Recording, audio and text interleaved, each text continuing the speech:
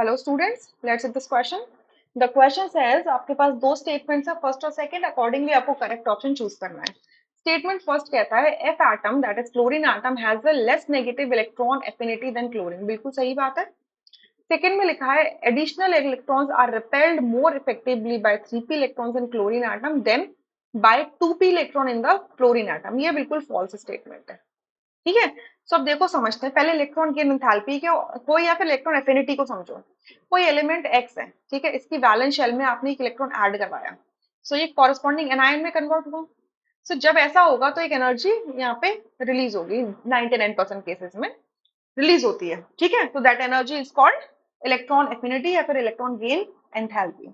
अभी क्यों रिलीज हो रही है? एक्सोथर्मिक प्रोसेस है. क्यों रिलीज हो रही है? क्योंकि there is going to be a bond formation, not exactly bond formation, but the forces of attraction are going to develop between nucleus and the incoming electron. That is why energy is released. Yeah.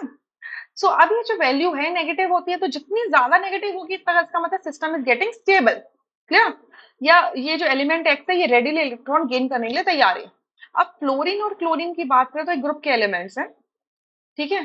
Fluorine की configuration है valence shell configuration 2s2 and 2p5 और chlorine की है 3s2 and 3p5. ठीक है. दोनों ही क्या करने की टेंडेंसी रखते हैं? इलेक्ट्रॉन गेन करने की टेंडेंसी रखते हैं. क्यों? क्योंकि ये एक इलेक्ट्रॉन शॉर्टर है to achieve the nearest noble gas configuration respectively. ठीक है.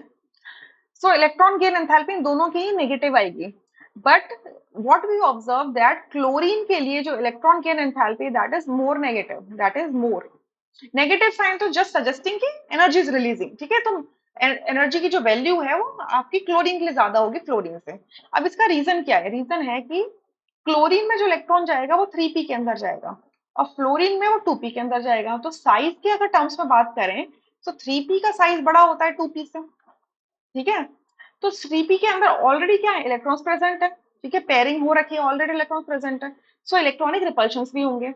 बट आपका जो इनकमिंग इलेक्ट्रॉन है वो comparatively less stable, less repel होगा एग्जिस्टिंग इलेक्ट्रॉन से, क्योंकि 3p का साइज बड़ा है. ठीक है.